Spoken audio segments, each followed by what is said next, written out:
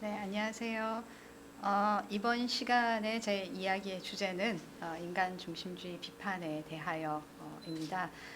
인간 중심주의라는 말은 사실은 굉장히 많이 사용되고 있죠. 그리고 앞으로 뭐 점점 더 많이 사용될 거라고 예상할 수 있는 그런 표현인데요.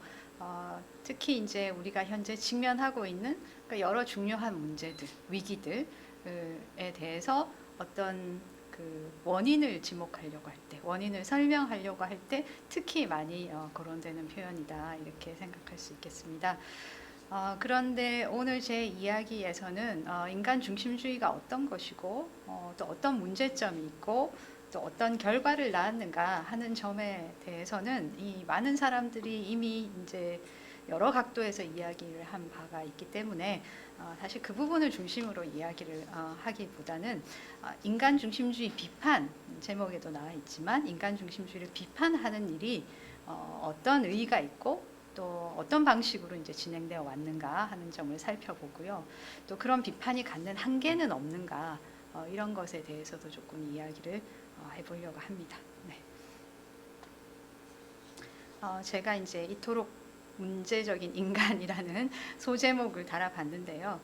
사실 우리 시대의 인간은 정말 굉장히 문제적인 존재가 된 것 같습니다. 그래서 인간이라는 사실 자체가 그 자체로 굉장히 당혹스럽거나 뭔가 반성이 필요한 것 같은 네, 그런 느낌마저 이제 드는데요. 그래서 인간 중심주의라고 하는 것이 아까도 말씀드렸지만 우리 시대의 핵심 문제들에 대한 근원으로서 이제 많이 지목을 하고 있고요. 그래서 마땅히 우리는 인간 중심주의를 반성해야 된다 이런 이야기들도 많이 나오고 있어서 거의 인간 중심주의에 대한 비판이 사실은 제가 볼 때는 시대 정신이 되었다고 말을 할 수 있을 정도로 아주 굉장히 많은 사람들이 이야기하고 있는 바가 아닌가 생각합니다.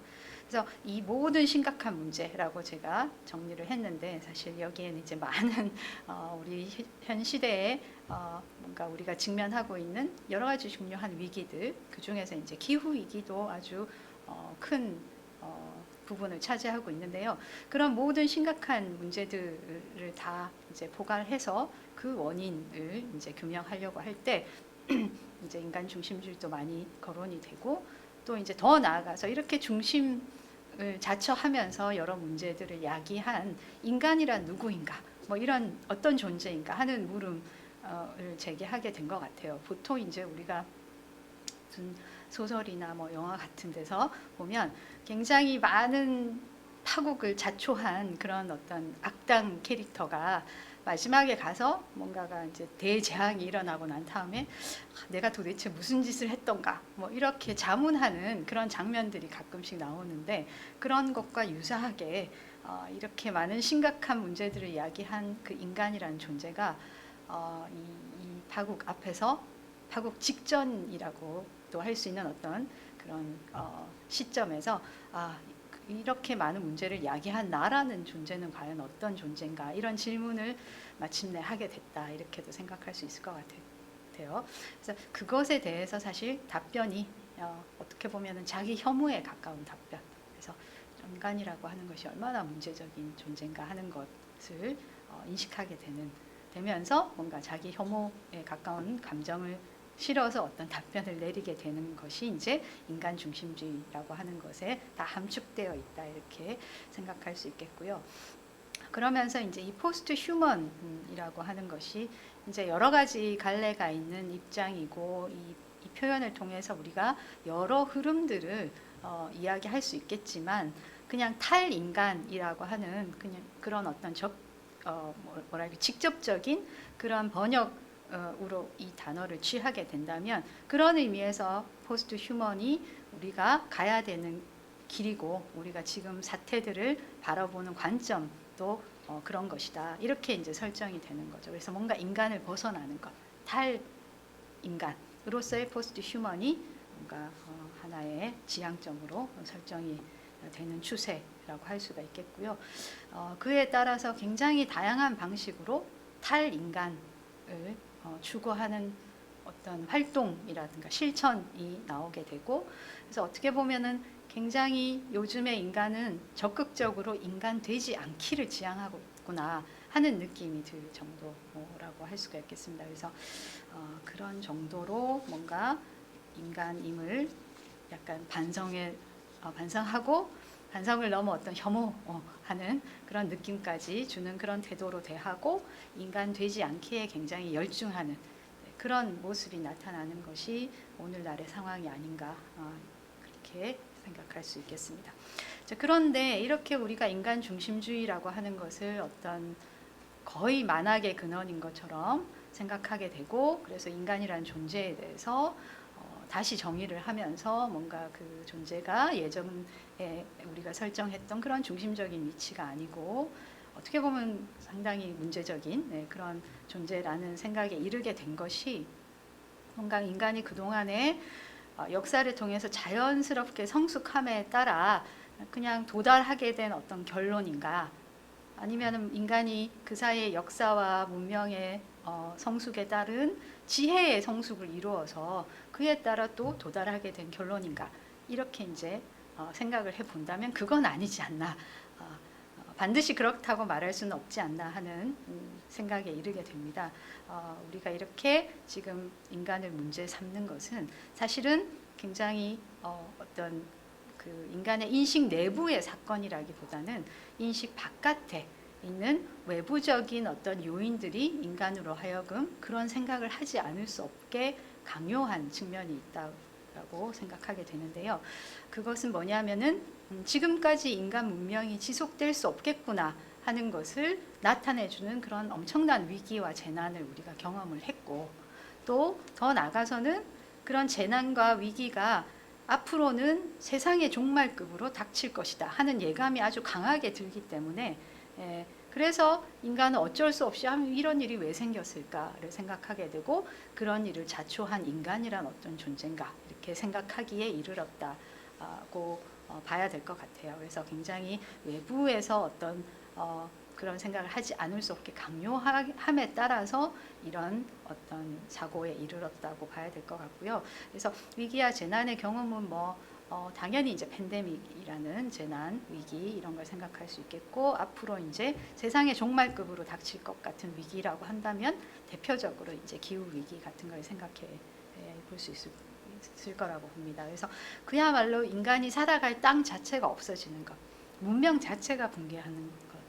그래서 우리가 보통 SF 소설 같은 데서 문명이 몰락한 이후에 이제 그런 지구에서의 삶 이런 것들이 많이 그려지는데 그런 종류로 뭔가 아포칼립틱한 그런 상황이 벌어질 수도 있겠다라는 실감을 이제 하게 되는 거죠. 그래서 인간 스스로에 대한 질문과 반성에 이르게 된 것이다 이렇게 생각할 수 있을 것 같고요.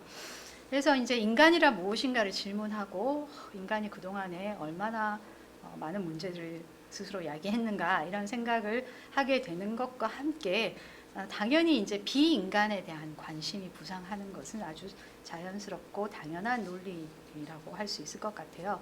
실제로 이제 이런 비인간이 부상하고 비인간에 대해서 사람들이 주목하고 관심을 쏟는 그런 경향을 일컬어서 non-human turn이라고 많이 표현을 합니다. 그러니까 여기서 turn이라고 하는 것은 그야말로 이제 돌아선다는 의미니까 말하자면 그쪽을 향해서 돌아선다. 그래서 그쪽에 대해서 관심을 갖고 주의를 기울인다 하는 의미로 이제 turn이라는 단어를 사용했다고 생각할 수 있겠는데, 그래서 non-human turn이니까 human으로의 이제 선회라고 할 수 있습니다. 그래서 비인간에 대해서 많이 주목을 하게 됐는데요.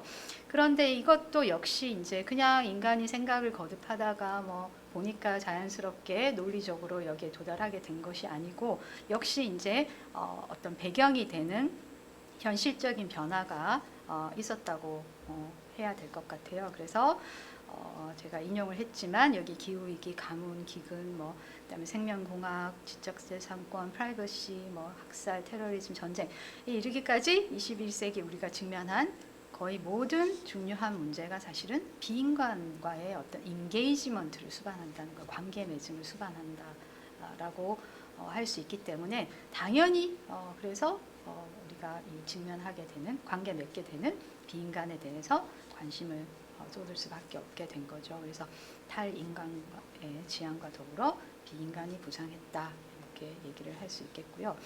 그런데 이제 조금 전에 제가 말씀드린 이런 그 비인간으로의 전회, 어떤 선회, 턴이라고 하는 것과 포스트 휴먼으로의 선회, 포스트 휴먼이라고 하는 것에 대해서 관심을 기울이고 그쪽으로 돌아서는 그런 포스트 휴먼적 전회를 사실은 구분하기도 합니다. 제가 조금 전에는 이제 탈인간의 지향과 비인간의 부상이 이제 당연히 연관될 수밖에 없다 이렇게 얘기는 했지만 사실 어떤 경우는 비인간적 전해와 포스트 휴먼적 전해가 동일한 것은 아니다 하는 입장도 있습니다. 그래서 그때 이제 그런 입장에서는 어떻게 비인간적 전해를 포스트 휴먼적 전해로부터 차별화를 시키느냐 하면 포스트 휴먼적 전해라고 하는 것은 인간에서부터 시작해서 포스트 휴먼으로 뭔가 역사가 발전한다. 네. 그렇게 전제한다고 이제 비판을 많이 합니다. 그래서 뭔가 인간이 기술적인 어떤 장치들에 힘입어서 인간이라는 종의 한계를 뛰어넘어 더 발전되고 개량된 버전의 인간으로 진화할 것이다. 이렇게 이제 생각하는 것이 포스트 휴먼적인 전해라고 이 비인간적 전해의 입장에서 이제 비판을 하는 거죠. 그런데 사실 포스트 휴먼적인 전해 또는 포스트 휴머니즘이라고 하는 그 담론 안에서도 입장이 이제 여러 가지로 나뉠 수 있는 것 같아요. 조금 전에 이제 비인간적 전해 쪽에서 비판하는 그런 더 개량된 버전으로의 진화 이런 것에 포커스를 두는 입장이 있는가 하면 그보다는 인간이라고 하는 것이 무엇인가에 더 포커스를 두고 인간과 비인간이라고 하는 것이 분리될 수 없다. 그 경계가 굉장히 문제적이다라는 것에 더 관심을 기울이면서 그 점을 더 규명하려고 하는 그런 입장도 있는 것 같아요. 그래서 포스트 휴먼적 전해가 이렇게 크게 봤을 때 이제 두 가지 다른 입장으로 내부적으로 이렇게 분리되어 있기 때문에 사실은 비인간적 전해와 포스트 휴먼적 전해가 그렇게 완전히 다르다 이렇게 이야기하기는 조금 어렵지 않나 하는 생각이 듭니다. 그래서 역시 포스트 휴먼과 이 난 휴먼에 대한 관심은 굉장히 깊은 연관성이 있다 이렇게 생각할 수 있을 것 같고요.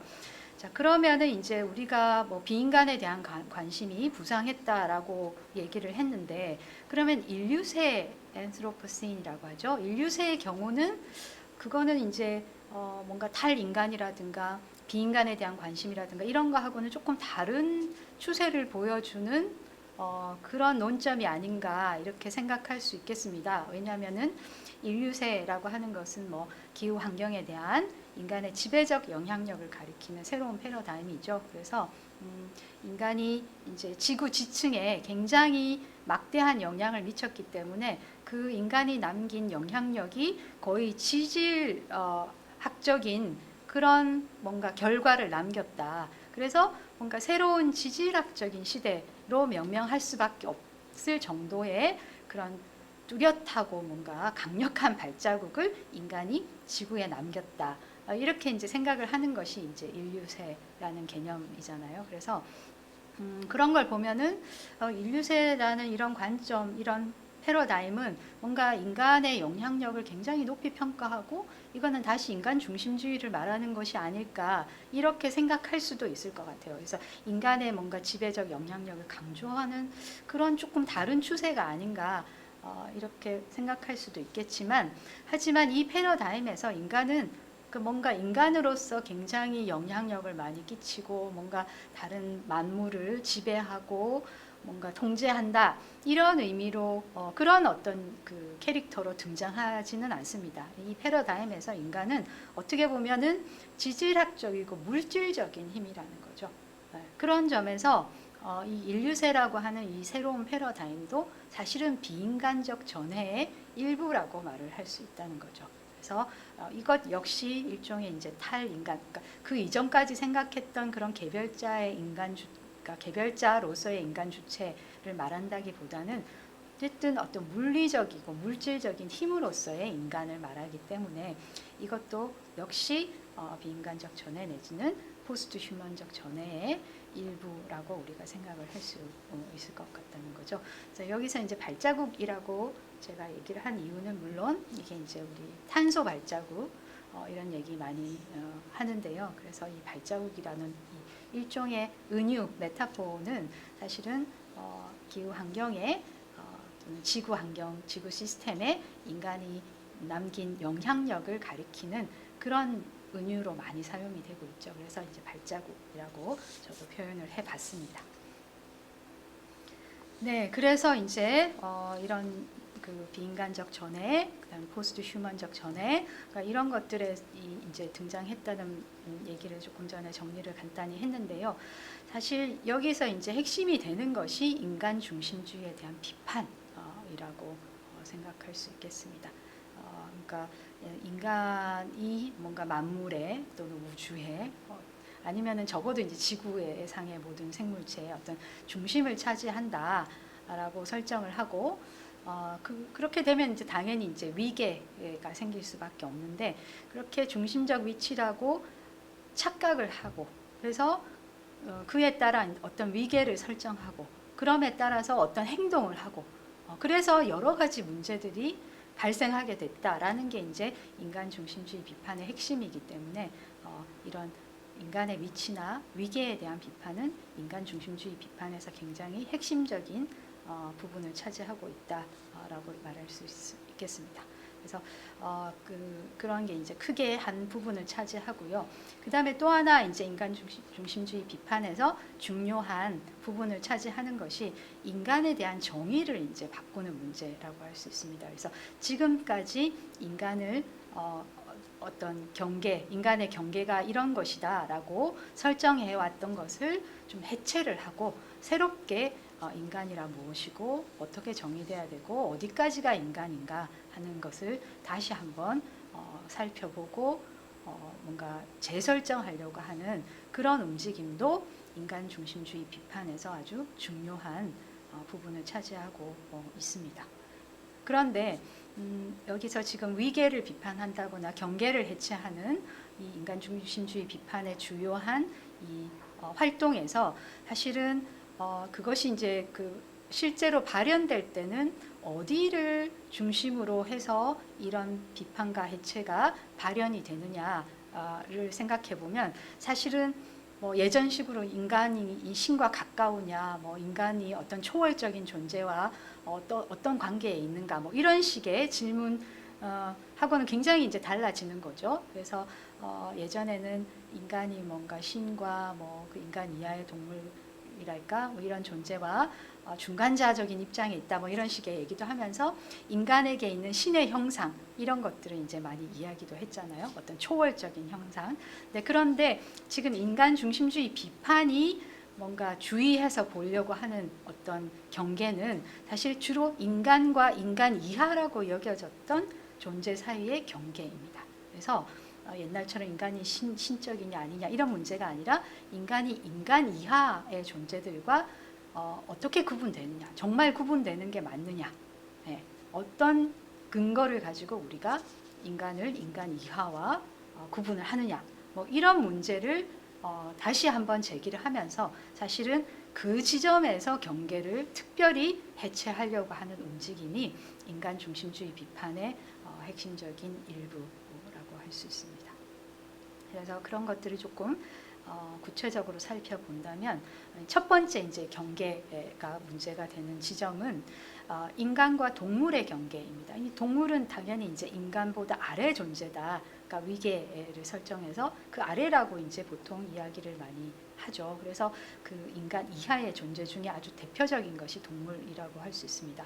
그래서 인간과 동물의 경계가 아주 흔들리게 되고 이것들을 적극적으로 해체시키려는 그런 흐름이 나타나게 되는데요.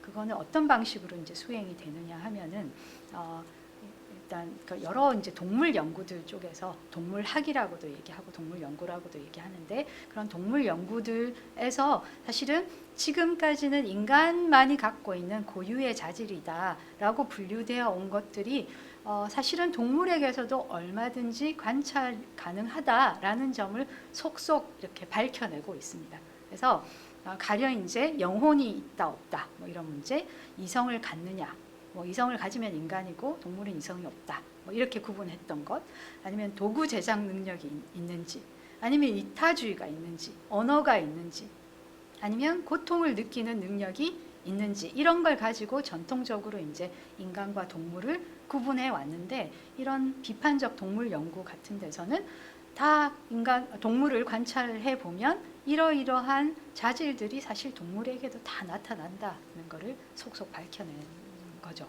그래서 이제 그렇게 되면 지금까지 우리가 경계를 어떤 전제 조건이나 근거가 다 무너지는 셈이 되는구나, 이런 인식을 이제 하게 되는 거죠.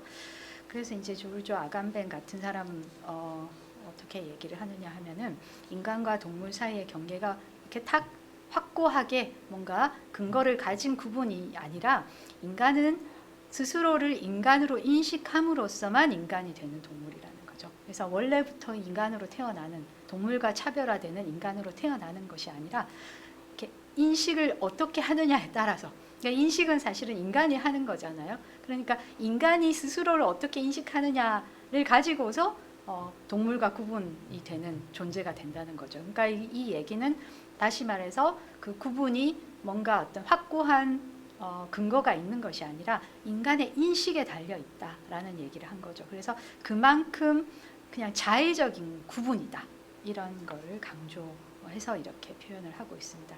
사실 아간벤의 얘기를 조금 더 자세하게 살펴본다면, 아간벤의 중요한 어떤 그 논점 중에 하나가 이 인간화 기계라고 하는 표현에 담겨 있습니다. 이거를 이제 anthropological machine이라고 표현을 했는데요. 한마디로 말해서 인간을 인간으로 만드는 기계를 얘기합니다. 그런 장치, 기제, 이런 것들을 말하는 표현이라고 할 수 있겠습니다. 조금 전에도 얘기했듯이 아간벤은 인간으로 태어나는 것이 아니고, 인간이 스스로 막 구분을 지어가지고 인간이 되는 거다라고 얘기를 했으니까, 인간을 정의하는 과정 자체가 굉장히 인위적인데, 그거는 내부적인 분열이라는 거죠. 그러니까 예를 들면 우리는 인간은 있고, 인간 바깥에 인간과 다른 동물이 있고, 그러니까 우리 인간과 그 인간과는 다른 바깥의 동물 사이에 이렇게 구분을 긋는 문제라고 이 인간과 동물 사이의 경계를 생각하게 되는데요. 아간벤은 그렇지 않다.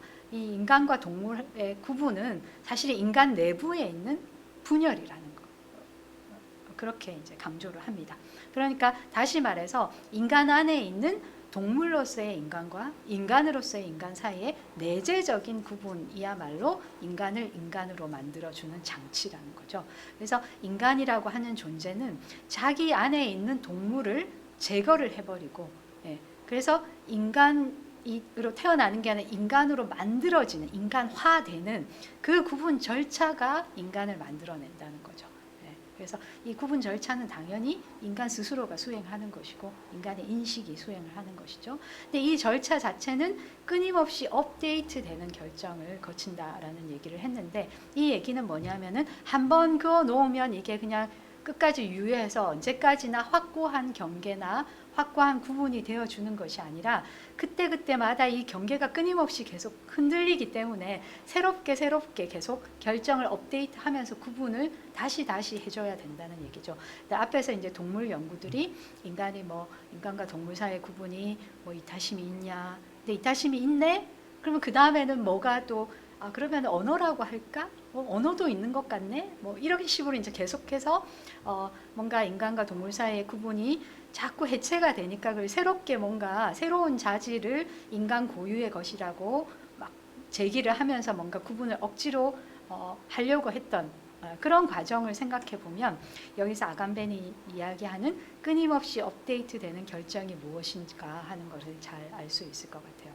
그러니까 아간벤의 논의에 따르면 이거는 굉장히 뭔가 자연스러운 태생적인 것이 아니라 정말 머신의 어떤 장치의 결과물이고, 이 장치는 근본적으로 자기적이고 인위적이고 폭력적이라는 겁니다. 왜냐하면 내부에 있는 인간 자신 안에 있는 동물적인 것을 이걸 잘라내서 이거를 버려야 되는 문제이기 때문에, 그렇기 때문에 이거는 폭력적일 수밖에 없다 하는 얘기를 하고 있고요.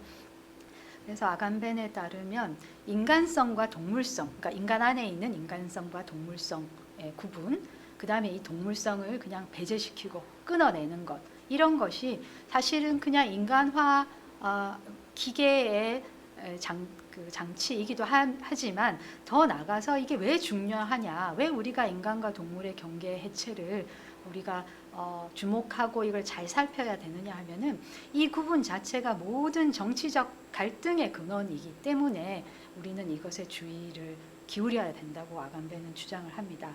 그 얘기는 우리가 사실은 가령 이제 뭐 나치가 유대인들을 이제 뭐 거의 죽음의 수용소로 보내거나 할 때 얘네는 인간이 아니다라고 먼저 규정을 하죠. 그러니까 먼저 인간 이하의 존재다. 그가 동물과 구분되지 않는 존재다. 이렇게 해놓고 그 다음에 이제 그렇게 정당화를 하고서 뭔가 억압을 하고 그야말로 이제 엄청난 집단 학살을 하고 그런 과정이 있는 거잖아요. 그러니까 그 얘기는 다시 말해서 인간과 동물의 구분 자체가 다른 인간을 억압하는데도 사용이 되는 거라는 거죠. 네.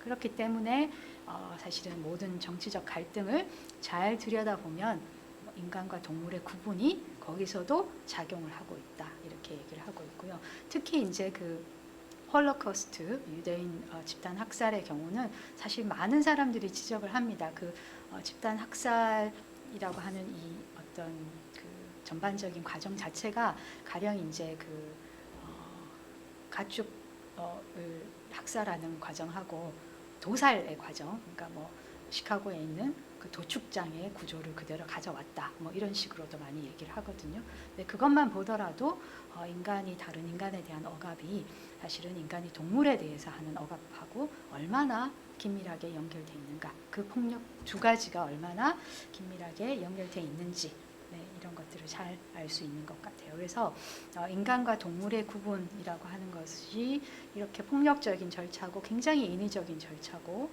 따라서 굉장히 정치적인 어떤 절차이고 그렇기 때문에 우리가 인간과 동물 사이의 구분을 뭔가 확고한 구분으로 생각하면 안 된다 하는 얘기들을 많이 하고 있습니다. 그렇게 이제 인간은 인간 이하로 여겨졌던 동물과의 확고한 구분을 상실을 이제 하게 되는 과정이죠. 이것도 일종의 이제 말하자면 포스트 휴먼의 과정이라고 할 수 있을 것 같아요.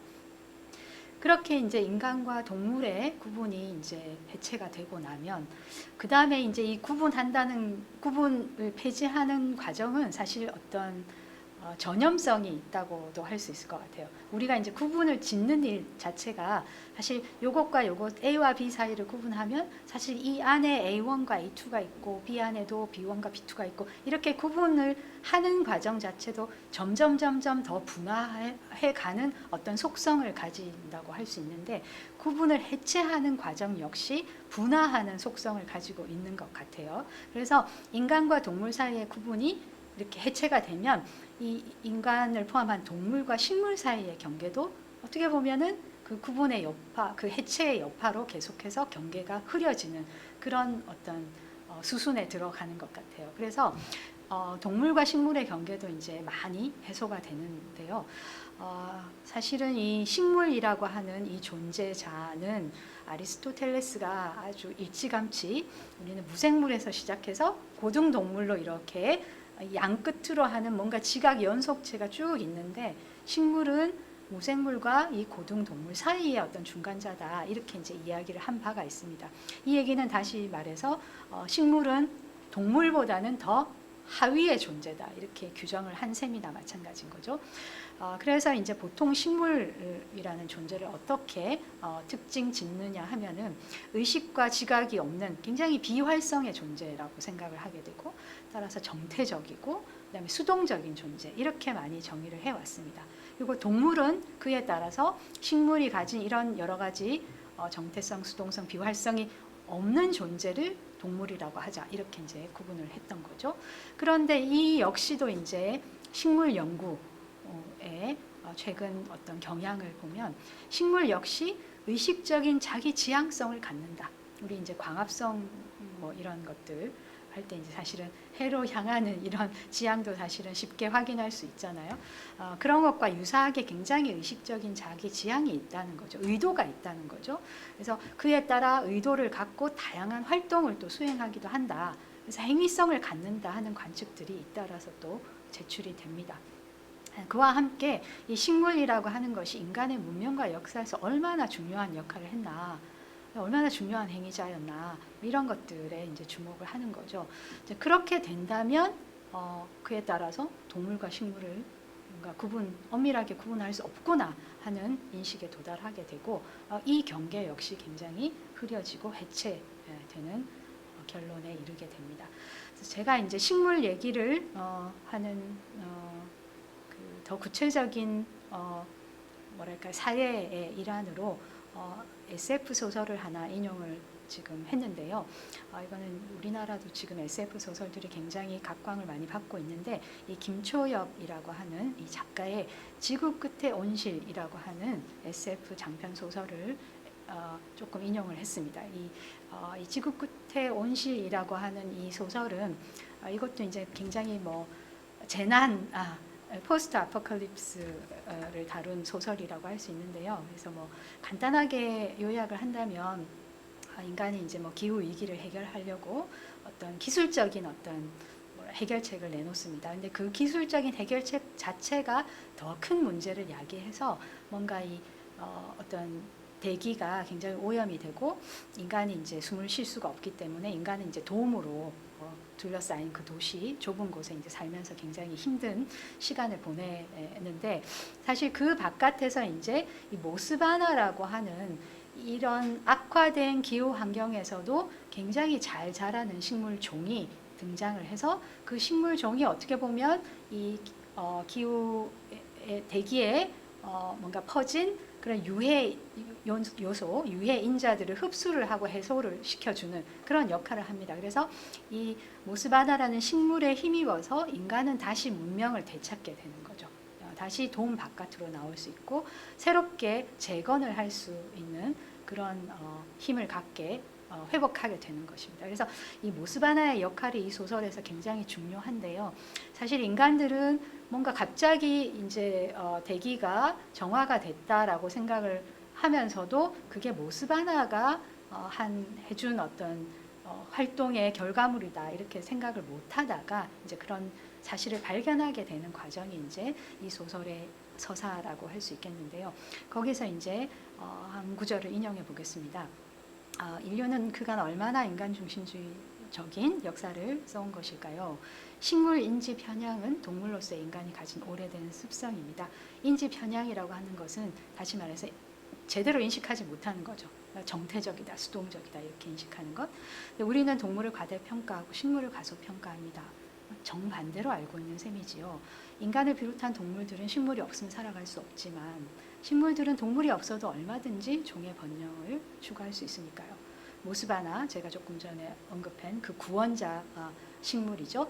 한때 지구상의 식물로는 유례없는 번성을 누렸습니다. 그러니까 이 문명이 멸망하고 다른 여러 가지 생물체가 살기가 굉장히 어려운 환경에서 이제 번성을 한 거죠. 인간들이 돔 안에 갇혀 죽어갈 때 모스바나는 인간이 가본 적 없는 지역까지 번성한 우점종이었지요. 그리고 그 영광의 시대가 끝났을 때 모스바나는 기꺼이 그 자리에서 물러났습니다. 그러니까 원래는 이제 독성이 있는 식물이었는데 그 독성을 감추면서 뭔가 자연스럽게 다른 종들 사이로 이제 들어갔다는 거죠. 물러났다는 거죠. 지배하려고 하지 않았다는 건데, 인간은 우점종으로서 미처 생각조차 하지 못한 일이었습니다. 이 대목이 딱 인간 중심주의에 대한 비판이기도 하고, 실제로 식물이 인간 역사와 문명에서 했던 역할에 대해서 뭔가 서사적으로 뭔가 재현해낸 대목이라고 할 수 있어서 제가 인용을 해봤습니다. 그래서 SF 소설에도 이런 설정이 등장할 정도로 식물에 대한 재평가 이런 것들도 활발하게 이루어지고 있다 이렇게 얘기할 수 있겠고요. 자, 그렇게 해서 이제 인간과 가까운 동물과의 경계가 무너지고, 그다음에 그에 의해서 동물과 식물의 경계가 무너지고 나면 이게 꼭 시간적인 순서로 이루어진 것은 아니지만 논리적인 순서를 생각하면 그 다음 수순은 인간과 물질, 비유기체 간의 경계도 무너지겠구나 이렇게 생각할 수 있을 것 같아요. 그래서 정말로 이제 그런 일들이 일어나고 있죠. 그래서 물질에 대해서도 앞에서 동물, 식물에 대해서 그랬던 것과 마찬가지로 전통적인 물질성 규정을 뒤집고 한층 적극적으로 규명하려는 경향이 등장하기 시작합니다. 이런 걸 갖고서 이제 또 턴을 통해서 설명을 하면 이것을 물질적 전해라고 얘기합니다. material turn이라고 얘기합니다. 그래서 물질을 향해서 돌아서서 물질에 더 많은 관심을 기울이고 물질이 가진 역량을 더 평가해주는 그런 종류의 새로운 흐름이 등장했다 하는 얘기가 되겠죠. 그래서 제가 몇 사람의 이론가를 조금 인용을 해봤는데요. 하나는 이제 물질은 독자적인 형성 역량을 가진다 하는 얘기는 물질이 자기 형태를 스스로 만들어내는 역량을 갖는다는 겁니다. 그러니까 우리는 우리가 테이블을 만들고 의자를 만들고 우리가 형태를 부여해야지 뭔가 물질은 형상을 가질 수 있다 이렇게 생각하기 쉽지만 물질은 그런 역량을 갖기 때문에 형태를 발생시키려는 인간의 명령을 받을 필요가 없다라는 이야기를 하기도 하고요. 이것 역시 이제 물질성에 대한 적극적인 규명이라고 할 수 있겠고, 더 나가서 물질이 사실은 굉장히 생기를 갖는다, 바이탈리티를 갖는다 이렇게도 이야기합니다. 다른 신체, 그러니까 이 바디는 그냥 인간의 신체뿐만 아니라 다른 종류의 물질적 신체들을 다 가리키는 표현이라고 할 수 있겠는데요. 다른 신체들에 영향을 주고 그것들의 힘을 향상시키기도 하고 약화시키기도 한다. 그런 어떤 힘, 파워를 갖는다. 그래서 사물 권력이라는 표현도 나옵니다. think power라고 얘기를 하는 거죠. 그래서 엄청나게 이제 물질이 가진 역량이 재평가되고 심지어 어떤 바이탈리티조차 갖는다. 우리는 보통 물질은 어떤 생명이 아니고 그래서 뭔가 생기를 이야기할 수 없는 존재라고 생각하기 쉽지만 이게 재평가되면서 바이탈리티가 있다. 그래서 그것이 얼마나 다른 존재들에게 영향을 끼치는가 하는 거에 대해서도 재발견을 하는 거죠. 그래서 그런가 하면 또 이제 객체를 말을 하더라도 객체를 보통 이제 주체와 객체 이렇게 구분을 지어서 생각하게 되고 객체는 주체의 어떤 대상이다 이렇게 통상적으로 설정을 하게 되는데요. 객체라고 하는 것도 재평가를 하면서 객체란 우리에게서 그리고 서로에게서 자율적인 어떤 통일적인 실체다 이렇게 이야기를 하기도 합니다. 그러니까 이제 물질이나 보통 객체나 아니면 그냥 thing, 사물이라고 얘기했던 이런 존재들 사이에 경계가 급속하게 이제 해체가 되어 가는 거죠. 그거는 객체라고 하든 물질이라고 하든 무관하게 다 그런 존재들의 어떤 행위자성이 적극적으로 평가되는 추세에 있다고 얘기할 수 있을 것 같습니다.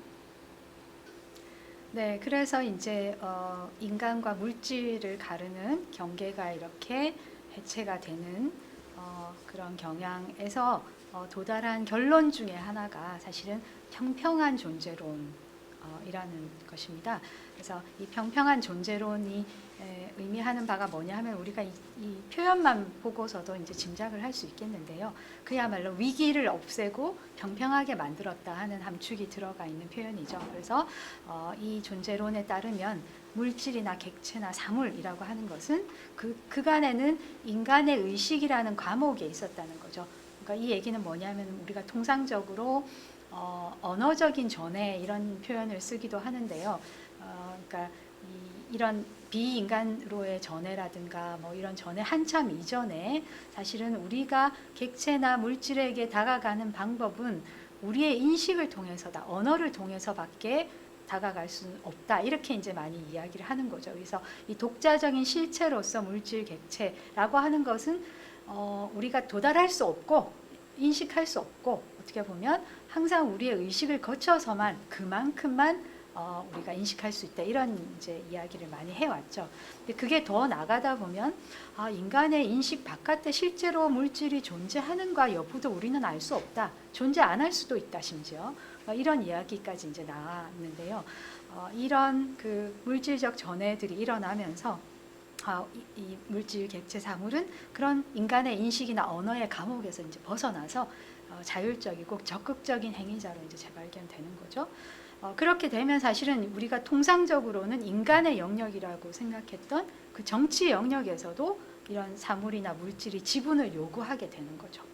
그래서 사실 라뚜르 같은 사람은 사물 정치 이런 이야기까지 합니다. 그래서 정치에서 우리가 사물, 객체 이런 것들을 감안해야 된다. 그런 것들이 얼마나 인간 역사와 정치에서 중요한 역할을 해왔는지 우리가 인정을 해야 된다. 그래서 지분을 줘야 된다. 이런 이야기를 합니다. 그래서 그에 비추어 보면 인간이라고 하는 것은 중심과 위계가 없는 그냥 평평한 존재론 속에서 그냥 하나의 일개 행위자에 불과하게 되는 거죠. 그래서 이렇게 어떤 위계가 해소되는 이런 효과를 갖는 거죠. 이 평평한 존재론이. 그래서 객체를 호령하는 주체도 아니고 그냥 동일한 위상을 갖는 객체다. 그러니까 인간 자체가 객체다. 이런 인식에 도달을 한 거죠. 그래서 다 이제 모든 것이 다 객체라고 한다면 그 객체들 사이의 관계는 당연히 민주주의적인 관계라는 거죠. 평등한 관계. 이렇게 해명이 되는 겁니다. 또 다른 하나는 혼종주의라고 이제 보통 이야기를 할 수 있겠는데요. 앞서서 이제 그 평평한 존재론이 인간이 지배적인 행위자가 아니다 하는 것에 방점을 둔 표현이라고 한다면 이 혼종주의의 경우는 인간이 독립적이고 자율적인 행위자도 아니다 이렇게 이야기를 하는 셈입니다. 그러니까 그 얘기는 다시 말해서 인간과 비인간은 사실 엄밀하게 구분된 적이 없다.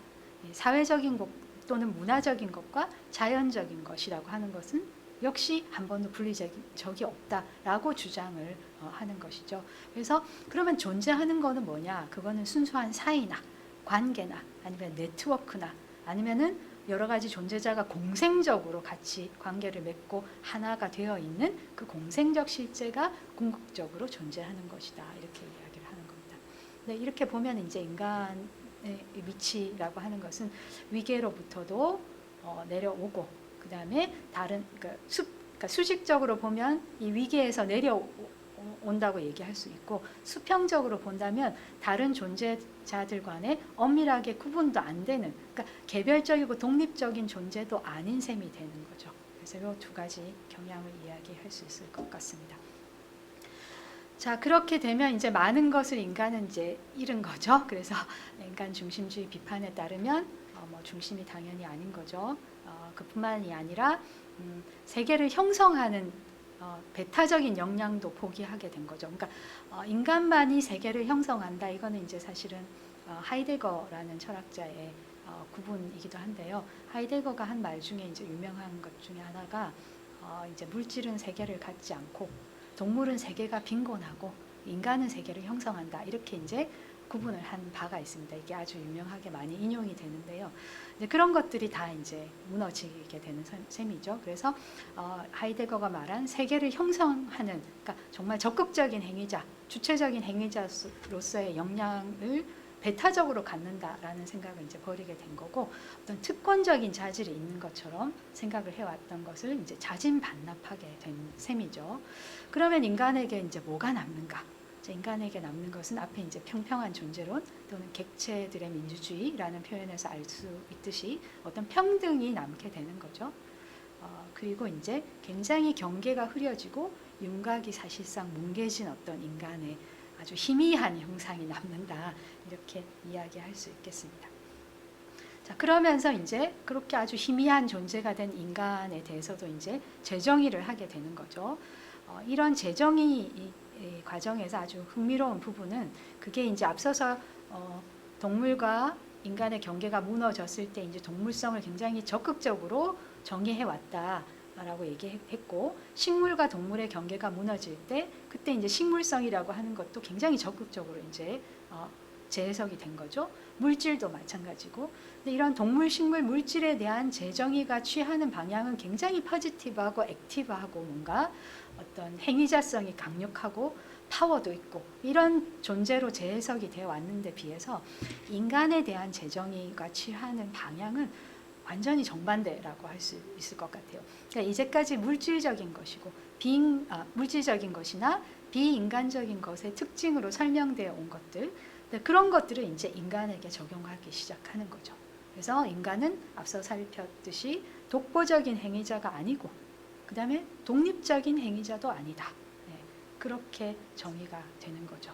이거는 예전에는 다 이제 물질을 설명할 때 또는 동물을 설명할 때 한 거죠. 이게 동물은 사실은 독자적으로 행위를 못하고 자율적이지 않고 뭐 그런 얘기를 했잖아요. 근데 그것이 이제 고스란히 인간을 재정의할 때 전유되어서 활용되어서 사용하게 되는 그런 경향을 보인다 하는 점을 이야기할 수 있을 것 같습니다. 그래서 그 중에 이제 몇 가지 예를 간단히 살펴본다면 이 티머시 모턴이라는 사람의 인간 정의에 따르면 인간은 이제 사실상 비인간이 인간의 핵심이다.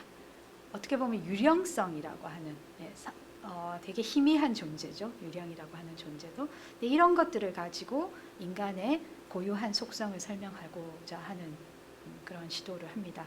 그래서 어떻게 얘기하느냐 하면은 이 나라고 하는, 그러니까 인간인 나라는 존재는 사실 그냥 나만이 아니고 나와 나한테 있는 박테리아, 미생물체, 어떤 경우는 지금 코로나19 바이러스 이런 것과 그다음에 또 기술적인 장치, 뭐 내가 임플란트를 했을 수도 있고, 그죠? 뭐 이런 것들, 그런 비인간적인 보철 장치들, 이런 것까지 다 포함한 것이 나라는 존재라는 거죠. 그러니까 이런 것들이 다 공생해서 뭔가 어떤 존재를 이룬 것이 나라는 거죠. 그렇기 때문에 모든 존재는 그 존재라고 되어 있는 설정된 그 존재와 정확하게 일치하지 않는다는 거죠. 그러니까 인간인 나라는 존재는 그냥 인간인 나와 일치하느냐, 그렇지 않고 앞서 얘기했듯이 박테리아나 뭐 보철 장치, 이런 기술 장치들, 이런 것들이 다 나와 끊을 수 없이 연결되어 있다는 거잖아요. 그러니까 사실은 나는 나 자신이 아니다, 이렇게 이야기할 수 있겠고, 그런 의미에서는 유령적인 존재, 이렇게 말할 수 있다는 거죠. 그런데 이 인간에게 있는 유령적인 존재, 이거는 예전 같으면 굉장히 초월적인 어떤 존재라고 얘기를 했을 거예요. 근데 그렇게 얘기하면서 사실 신을 닮은 영역, 인간인 나만이 아니라 어떤 신적인 어떤 영역, 또는 성령적인 어떤 영역이 나에게 있다, 영혼을 얘기한다거나 이렇게 얘기를 했겠죠. 근데 지금의 이런 추세에 따른 그 설명은 사실은 그렇게 가는 것이 아니라 나에게 있는 비인간적 영역이라고 얘기를 하는 겁니다. 그래서 내가 유령적인 존재라면 그 유령적 존재는 비인간적인 존재를 뜻하는 것이다, 이렇게 설명을 하는 거죠. 그래서 앞서서 살펴본 그 아감벤이 지적한 인간화 기계를 잠깐 이야기했는데요. 인간화 기계의 작동 원리는 나에게 있는 동물성을 구분을 딱 해가지고 그것을 잘라내서 버리는 과정이었는데 비해서 지금 이 비인간으로서의 인간에 대한 재정이라고 하는 것은 나에게서 비인간을 벗겨내면 그건 나 자신이 더 이상 아니다 하는 식의 그런 어떤 작동을 보여주는 거죠. 그렇기 때문에 앞서서 이 인간화 기계의 작동 원리라고 했던 것과 정반대의 과정으로 인간을 설명하는 그런 시도라고 할 수 있습니다. 굉장히 이제 겸손해지는 거죠, 인간에 대한 설명이. 또 한 가지는 어떤 면에서는 되게 확대된, 뭔가 확장된 인간 주체를 설정하는 것으로 보일 수도 있는데요. 사실 이거는 뭐 알고 보면 그런 시도는 아닙니다. 아무튼 이 종으로서 인간을 보려고 하는, 우리는 계속해서 인간을 뭔가 독립적이고 개별적인 어떤 존재, 개인, 이렇게 생각을 많이 해왔죠, 그죠? 근데 그런 것이 아니라 인간은 이제 종으로서 사유되어야 한다라고 하는 주장이 있습니다. 이 차크라바티가 이런 주장을 펼치는데요. 그러니까 이 차크라바티가 이야기하는 종적인 인간이라고 하는 것은 더 이상 뭐 개별성이 별로 중요하지 않은 그런 존재인 거죠. 집단적인 존재가 이제 우리에게 흥미로운 인간의 규정이다, 이렇게 보는 거죠. 그래서 이것의 이제 배경은 아무래도 이제 기후 위기나 기후 변화가 아주 중요한 요소로 이제 작용을 했는데요. 기후 변화를 잘 살펴보면 아까 이제 뭐 인간이 남긴 큰 발자국 얘기도 하고 인류세 이야기도 했는데, 자연사와 인간사의 경계라고 하는 것은 이제 무너질 수밖에 없다는 거죠. 인류세가 바로 그런 그 경계가 무너진 것을 지칭하는 어떤 새로운 프레임이었잖아요, 그죠? 그래서 이런 경계가 없어지는 것이고, 인간은 사실은 지질학적인 힘, 자연적인 힘으로서의 어떤 물리적인 행위자, 물질적인 행위자라는 거죠. 그런데 그런 물질적인 행위자로서의 인간이라고 하는 것은 개인을 얘기하는 것이 아니잖아요. 이거는 그야말로 인간 종 전체를 기준으로 삼아야지 그런 행위자로서의 어떤 개체를 이야기할 수가 있잖아요. 그러니까 이런 집단적인 종이라고 하는 개념이 이제 부상할 수밖에 없다고 얘기를 하는 거죠. 그런데 이런 종적인 인간, 더 규모가 커지고 집단화된 이 인간이라고 하는 것은 이게 더 거대하고, 그러니까 개인에 비해서 더 거대하고 강력하게 자율적인 존재냐? 그렇지 않은 거죠. 더 강력한 자율적 존재라면 인간 중심주의가 그야말로 더 강화된 그런 상태라고 할 수 있겠는데, 차크라바티가 말하는 종적 인간은 그런 자율적 존재가 아니라 일종의 그냥 존재 자리를 메꾸고 있는 가주어, 그러니까 플레이스 홀더라는 거죠. 그런 존재이기 때문에 더 자율적인 주체적인 존재가 아니라는 겁니다. 가령 이제 이런 입장에서 팬데믹이라고 하는 사건을 어떻게 규정할 수 있느냐면은, 우리는 보통 팬데믹을 코로나19 바이러스가 인간을 침범해서 우리는 이것을 이겨내고 뭐 궁극적으로 백신 등을 통해서 이거를 패퇴를 시키는 그런 서사로 이제 이해하려고 하는 거잖아요. 그런데 이제 이 종적 인간이라고 하는 이 관점으로 이 코로나19 팬데믹이라는 사건을 바라본다면, 그거는 그냥 진화를 둘러싼 미생물이라는 종과 인간 종 사이의 그냥 싸움인 거죠. 그리고 이 싸움에서 누가 더 주도적인가는 우리가 섣불리 인간이라고 말할 수 없다, 이렇게까지 얘기할 수 있는 거죠. 그래서 차크라바티가 봤을 때 뭐 팬데믹도 그렇고 기후 위기라는 또 다른 재난도 그렇고, 이게 다 우리로 하여금 어떤 종적인 사유, 스피시스 띵킹을 통해서 뭔가 줌 아웃을 해가지고 뭔가 다른 종, 그 다음에 지구 행성 전체의 고통을 제대로 봐야 되고 인식해야 되는 그런 필요가 있음을 일깨워 준다고 얘기합니다.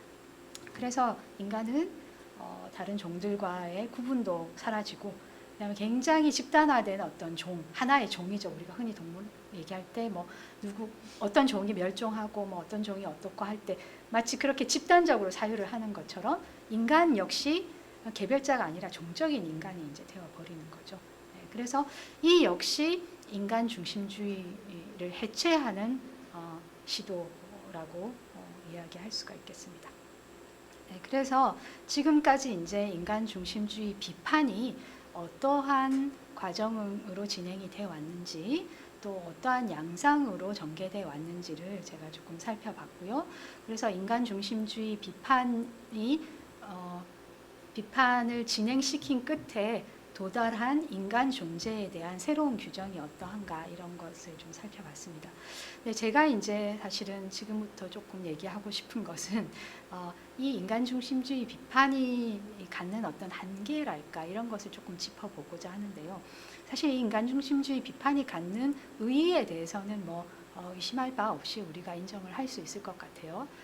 그러나 이제 제가 생각할 때 이것이 모든 질문에 대한 답은 아니지 않나 하는 생각을 하게 된다는 얘기를 좀 덧붙이려고 하는데, 일단 인간 중심주의 비판을 하는 입장에서 이 비판이 갖는 정치성이라든가 윤리성에 대해서는 뭐 조금 먼저 이야기할 필요가 있겠는데요. 가령 이제 인간 비인간의 위계를 폐지하고 비인간에게도 정치적인 지분을 인정하자 하는 것은 훨씬 더 민주주의적인 정치를 이야기한다고 볼 수가 있잖아요. 그런 의미에서 어떤 정치성이 있는 거죠. 그래서 객체들의 민주주의, 평평한 존재론, 이런 것들이 다 그런 더 많은 민주주의하고 연결이 될 가능성을 갖고 있습니다. 그 다음에 이제 주체와 객체라든가 주체와 타자, 이런 구분들을 폐지를 시키는 거잖아요. 그러면 사실 우리가 예전부터 타자의 윤리 이런 것들을 이야기해 왔습니다. 그리고 이제 심지어 타자를 절대화시키기도 했죠. 절대적 타자, 이런 말도 많이 해왔습니다. 이 절대적 타자 앞에서 우리가 굉장히 또 절대적인 윤리의 자세를 보여야 된다, 이런 얘기들을 해왔는데, 그럼에도 불구하고 이 타자의 윤리를 얘기하는 한, 그러니까 아무리 절대적으로 타자를 규정한다고 하더라도 일단 타자라는 그 위치, 그 자리를 유지하는 한은 한계가 있을 수밖에 없는 윤리다라고 이야기할 수 있겠죠. 아예 그 타자의 위치 자체도 뭔가 바꿔야 된다. 그래서 그 위치 구분이라고 하는 걸 폐지시켜야 된다는 입장에서 보면 예전식의 타자의 윤리보다 훨씬 더 철저한 윤리다라고 주장을 할 수가 있겠죠. 그 다음에 이제 물질이나 비인간, 뭐 동물이나 식물, 이런 것들에 다 행위성을 인정하고 그것들이 가진 생기를 알아보고 이렇게 하는 것이 생태적인 입장에서도 훨씬 더 민감하게 반응할 수 있는 그런 자세를 낳을 수 있지 않겠냐라고 얘기할 수 있겠죠. 그래서 인간 중심주의 비판이라고 하는 것은 이런 정치성과 이런 윤리성을 갖고 그다음 특히나 이제 생태적인 입장에서 본다면 이것이 굉장히 바람직한 정치적이고 윤리적인 자세다 이렇게 주장할 수 있겠죠, 그죠? 자, 그런 점에 대해서 우리가 이제 충분하게 인정을 하더라도 또 인간 중심주의 비판이 갖는 정치성에 대한 비판도 여전히 있습니다. 그거는 뭐 아주 대표적인 것만 조금 보면은 기후 위기가 사실은 인간이 인간 중심주의를 갖고 있어서, 그러니까 인간이 중심이라고 생각해서 마구 지배력을 남발하고 함부로 해서 생긴 일이다. 이렇게 원인 규명을 하는 입장과 더불어 사실은 조금 더 구체적으로는 자본주의 시스템의 문제다. 이렇게 원인을 규명하는 입장도 있죠.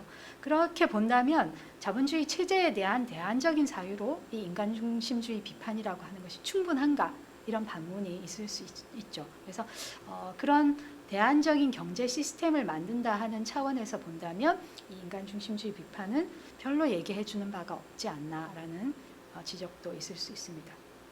그 다음에 그 지적의 아주 구체적인 예로 지색 같은 사람이 이 인간 중심주의 비판이라고 하는 것은 자본주의 이후를 사고할 수 없는 우리의 무능함이 드러나는 또 다른 면모다 이렇게 이제 비판을 한 바도 있습니다. 또 하나는 이제 종적 사유, 그러니까 스피시스로 인간을 보는 것, 이거는 이제 인류세 논의하고도 연관이 있는데요. 이런 식의 사유가 인간 내부의 어떤 계층이라든가 구분에 대해서 무감각해서 사실 기후 위기도 어떻게 보면 가령 지구의 북반구가 노스라고 얘기하는 이 북반구 국가들이 그간에 너무 이제 무분별하게 성장을 하다 보니 더 많은 기후 위기에 어떤 책임이 있다. 그다음에 더 사우스의 경우는 굉장히 아직도 성장이 더 필요하고 심지어 그래서 그간의 이런 여러 가지 이제 탄소 배출부터 시작해서 그간의 기후 위기에 대한 책임이 상대적으로 적다 이렇게 이제 얘기할 수 있는데 그런 구분이라든가 또는 인간의 뭐 계급적인 구분이라든가 이런 것에 대해서 무감각하고 그래서 인간이라고 하는 것을 굉장히 추상적으로 뭉뚱그려서 얘기하는 것이 아닌가 그런 점이 인간 중심주의 비판이 갖는 정치성의 한계가 아니냐 하는 비판들이 있어 왔습니다. 그래서 이제 어떤 반박을 하느냐면 지적 얘기 조금 전에 인용도 했는데요. 이 지구 온난화나 뭐 여러 생태적 위협이 우리한테 요구하는 거는 강력한 집단적인 개입이라는 거죠. 네. 그러니까 예를 들면 평균 기온 상승을 2도씨 이내로 유지해야 된다고 얘기할 때 우리는 그냥 하나의 일개 종으로서 발언하는 게 아니라 생명체 전체의 관리자로서 얘기하고 행동하는 것이다. 그래서 지구의 재생이라고 하는 것, 이 기후 위기까지 포함해서 그 해결책은 명백하게 우리의 더 작고 신중한 역할, 그러니까 우리의 이제 자세를 낮추는 것, 인간 중심주의를 비판하고 이렇게 겸손한 자세를 취하는 것에 있는 게 아니라 더 역할을 많이 하는 데 달려 있고, 그게 이제 진실이다 이렇게 얘기를 하는 거죠. 네, 이런 식으로 이제 인간 중심주의 한계를 지적하기도 하고요. 이 해밀턴의 경우 이제 인류세를 말을 하면서도 인간 중심주의적인 관점을 포기하는 게 행여 가능하다고 하더라도 이게 가능하지 않을 수도 있다는 함축을 갖고 있는데요. 이미 너무 늦었다. 가능하다 하더라도 너무 늦었다는 거죠.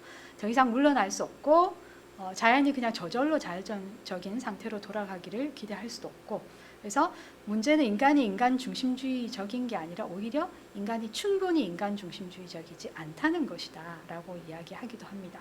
그래서 원자로는 고사하고 증기기관이 발명되기 전에 인류는 자연 앞에서 겸손해지기가 오히려 쉬웠다는 거죠. 그러나 이제는 인간이 뭔가 능력을 행사해서 개입을 직접적으로 해서 더 많은 책임을 지고 더 적극적인 활동을 해야 된다는 사실을 부인할 수 없다고 얘기하는 셈이고요. 그래서 문제는 더 이상 이런 역할을 우리가 받아들일지 여부가 아니고 어떻게 행사할 건지 문제다. 지금 겸손할 때가 아니고 인간 중심주의 비판하고 말 때가 아니다. 이렇게 이야기를 하는 셈입니다. 그래서 이제 저의 이제 결론에 도달했는데요. 저는 이 두 가지 측면을 다 이제 감안할 필요가 있다고 얘기합니다. 그래서 저는 인간 중심주의 비판이 갖는 일정한 정치성과 윤리성에 대해서 우리가 충분히 인정을 하고 그것이 주는 어떤 인식의 어떤 전환이랄까요? 이런 것들을 당연히 받아들이고 실천할 필요가 있다고는 생각하지만 동시에 이런 인간 중심주의 비판을 상대화할 필요도 있다고 생각이 듭니다. 그러니까 이게 이제 진실의 전부일 수가 없다는 거죠. 그래서 우리가 어떤 질문을 던지느냐에 따라서 이 인간 중심주의 비판이 적절할 때도 있고 그렇지 않을 때도 있다고 생각을 해야 되고, 모든 문제의 근원으로 모든 질문의 답으로 제시하는 경향을 좀 경계해야 된다고 생각을 하는데요. 네, 사실 이 D.H. 로렌스의 이 인용을 제가 여기 적어놨는데, 인간과 비인간의 경계에 대해서도 인간 중심주의 비판이 내놓는 그런 답만 있는 것이 아니고 또 다른 답이 있다 하는 얘기를 하고 싶어서 이제 로렌스의 이 대목을 인용을 했습니다. 이 인간과 동물의 경계를 해체시키는 작업이 한편으로 필요하지만, 지금 로렌스의 대목을 조금 살펴보면 이 높다는 말, 그러니까 이 위계라는 말이 무엇을 뜻하는가? 엄밀히 말해서 더 살아있다는 뜻이다. 더 생생하게 살아있다는 것. 개미는 소나무보다 더 생생하게 살아있다. 우리는 그것을 알고 반박해봤자 소용이 없다. 그러니까 사실 동물이 식물보다 더 생생하게 살아있다는 얘기를 하는 셈이죠.